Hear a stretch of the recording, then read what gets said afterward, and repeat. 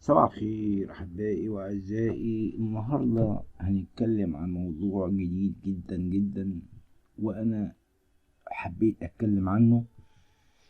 قناة سي تي في المسيحية القبطية في مصر تثير جدلا بين المسيحيين. القناة، هل هي أصبحت قناة مسيحية فقط، ولا أصبحت قناة سياسية، ولا أصبحت قناة دعائية، ولا أصبحت قناة مشكلة، ولا وضعها ايه؟ القناة بقت مليئة بالإعلانات التجارية، ومليئة بإعلانات غير حقيقية، وكل هدفها بتقول أنا مش هدفي الربح. طب انتي يا قناة تي في أيام الدكتور ثروت بسيلي، الراجل عمره ما كان بينزل إعلانات ولا كان بيعمل أي حاجة ولا الكلام ده. جم ولاده بدأوا زي ما تقول بيشحتوا، يعني حتى هم عندهم كانت شركة أدوية، شركة أمول الأدوية، وللأسف ما بقاش ليها صوت ولا ليها اسم. حتى كمان شركة كارمن للمناديل أرضى برضو في خلل بيحصل، ولكن ده خلل بداخل الأسرة، وده شيء ما يخصناش. ولكن إحنا ما يخصنا هو ما أثير في الأوساط المسيحية بعد محاولة تغيير محتوى قناة تلفزيونية مسيحية تشمل، وجي عليها وقت بدأت تشمل، كانت عايزة تعين مذيع مسلم وتغير الشعار اللي كان بيتوسطه صليب وسط مخاوف من تقليص نافذة إعلامية تهتم بقضايا المسيحيين ومطالبات بمساحة أكبر لمناقشة ما يهم مسيحي مصر على منصات إعلامية أخرى. هنتكلم في كل حاجة وعندنا تفاصيل كتيرة كتيرة.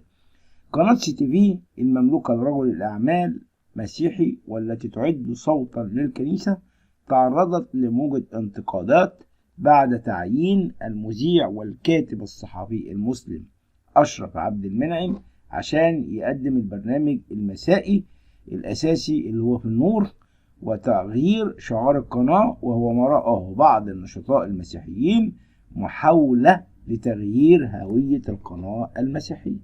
عاملة زي اللي بترقص على السلم شوية، هي مش عارفة هي عايزة تعمل ايه القناة دي. وقلنا كمان أدى هذا الرفض في أوساط قبطية مسيحية مختلفة إلى تراجع القناة عن قراراتها في نهاية المطاف. أوضاع المسيحيين في مصر، لماذا تتكرر الهجمات على المسيحيين في مصر وبنفس السيناريو أحيانا؟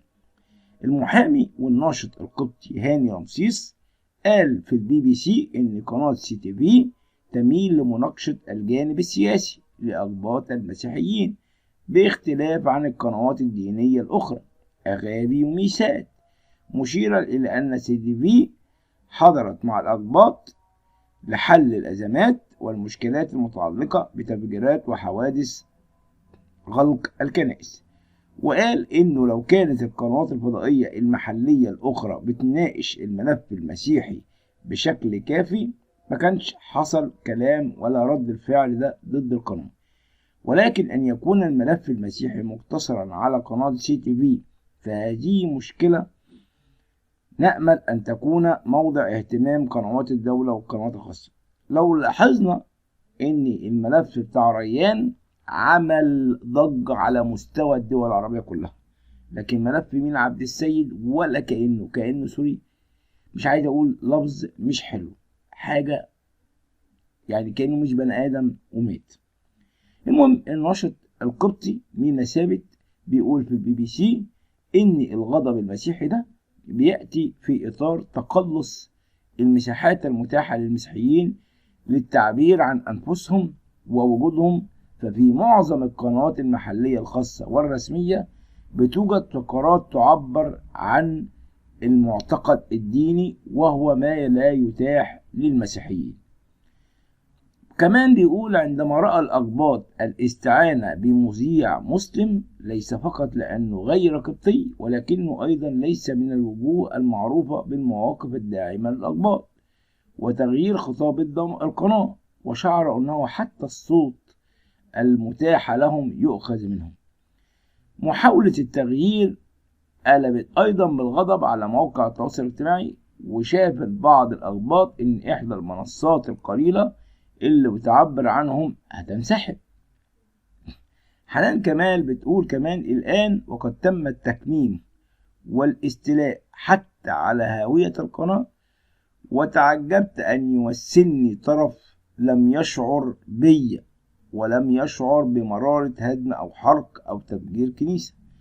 وكتب الناشط القبطي إسحاق إبراهيم: المشكلة الأساسية في هاوية القناة التي ضاعت بحجة التطوير والتغيير المزعوم، وفي المخاوف من أن يتراجع تناول القناة لهموم ومشاكل الأقباط وتصبح مثل غيرها من القنوات الفضائية. الموضوع ده قديم، ولكن أنا بتكلم في الإعلانات اللي بقت حاجة تبقى أنت مش عارف أنت إيه. دي قناة دينية وهدفها يعني بيقول الكنيسة التي في بيتك. ما بقتش كنيسة، ما بقتش كنيسة. المسيح لما دخل لقى اليهود بيبيعوا حمام وبيبيعوا خرفان وبيبيعوا جوه الكنيسة، عمل صوت يعني قرباج وطير الحمام وطير الدنيا. يعني فاهم ازاي؟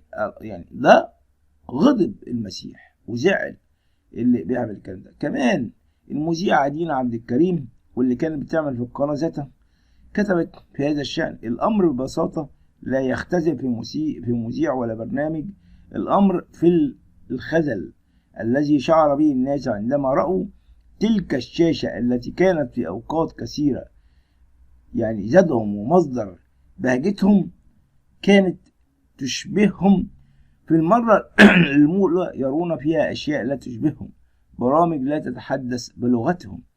تميزت قناة CTV منذ إنشائها أكثر من سنين كتيرة بتجمع بين إذاعة الطقوس الدينية التي يذهب إليها الأقباط بيدوروا عن الصلوات والعظات الروحية، وأيضا كونها تتحدث عن مشاكل الأقباط فيما يتعلق بالأحداث الطائفية أو المشكلات المجتمعية السياسية. ما عنديش مشكلة، لكن إنك تقعد تدور وتبحث عن إعلانات وإعلانات ضالة، إعلانات غير حقيقية، إعلانات وهمية، كل الهدف إنك تكسب ربح.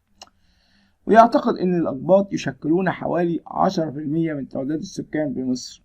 إيه المشكلة؟ وقد أنشأ رجل الأعمال القبطي والقريب من السلطات الكنسية ثروت باسيلي قناة CTV سنة 2007، وبرحيل باسيلي قبل عامين تولى أبناء إدارة القناة اللي كانت إدارة فاشلة في وجهة نظري، فاشلة جدا. وإيليا ثروت باسيلي المدير التنفيذي للقناة بيقول لBBC إن الهدف وراء التغيير كان إحداث تطوير للمحتوى، وإن الاستعانة بمذيع مسلم كان لمهنيتهم ولكونه مسلما، فعندما يدافع عن حقوق الأقباط سيكون أقوى من الأقباط عندما يدافعون عن أنفسهم، خاصة أمام الرأي العام والدولة. يا حبيبي عمره ما يحس بحرق كنيسة ولا أي حاجة. الكلام ده مش منطقي. كذلك قال المذيع والكاتب الصحفي أشرف عبد المنعم مدير تحرير جريدة الأهرام المصرية في الحلقة الأولى من برنامج في النور أنه يستطيع مناقشة أمور قد لا يتمكن مذيع قبطي من التطرق إليها بنفس السهولة. يا سلام، أصل إحنا لساننا مكتوم يعني. باسيلي أيضا على قراره باختيار عبد المنعم بأنه على علم بآرائه الداعمة للأقباط، الشيء الذي كان محل جدل أيضا.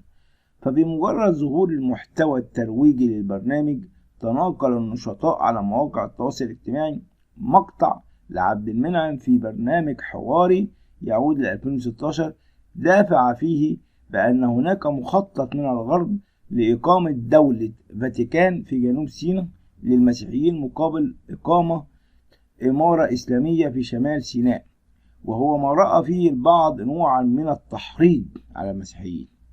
ومؤخرا واجهت CTV انتقادات أخرى لعرضها إعلانات تجارية، والتي يقول باسيلي إنها أصبحت ضرورية لتستمر القناة. مش قادر ما تعملش، وأنه لم يعد من الممكن الاستمرار بتمويل شخصي من عائلته فقط.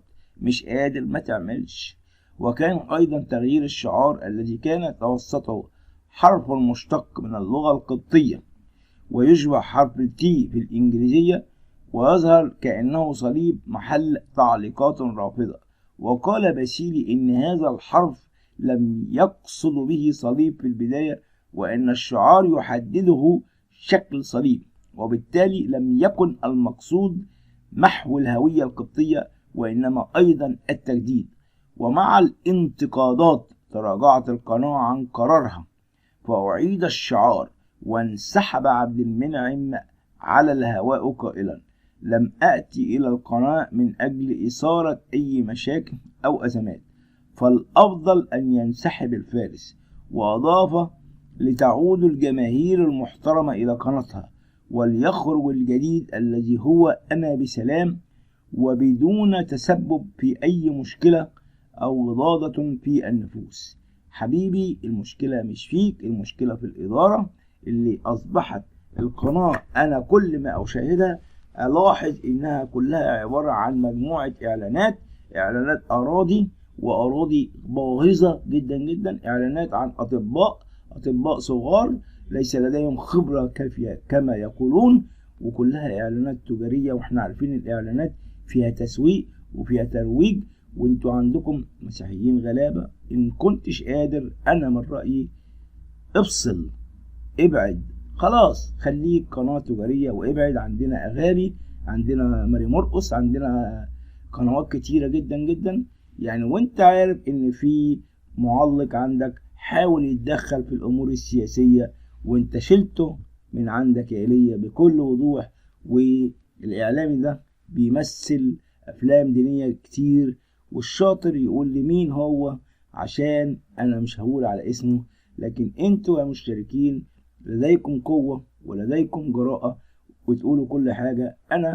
أنا خوفا مش على نفسي، ولكن عشان إرشادات اليوتيوب بتدينا دايما إن احنا ما ننتقدش حد ولا نسيء لحد، وذكر أسامي شخصيات ما هياش إعلامية كبيرة ولا أصحاب أعمال. وأنا منتظر منكم الرد ومنتظر منكم الحاجات الجميلة منكم. شكرا لكم، ولا تنسوا اشتراككم في قناة الملك والأمير، ولكم مني كل الحب والتقدير، ومستني تعليقاتكم ولايكاتكم اللي أنا متأكد تماما إنها تكون حاجة كويسة وجميلة.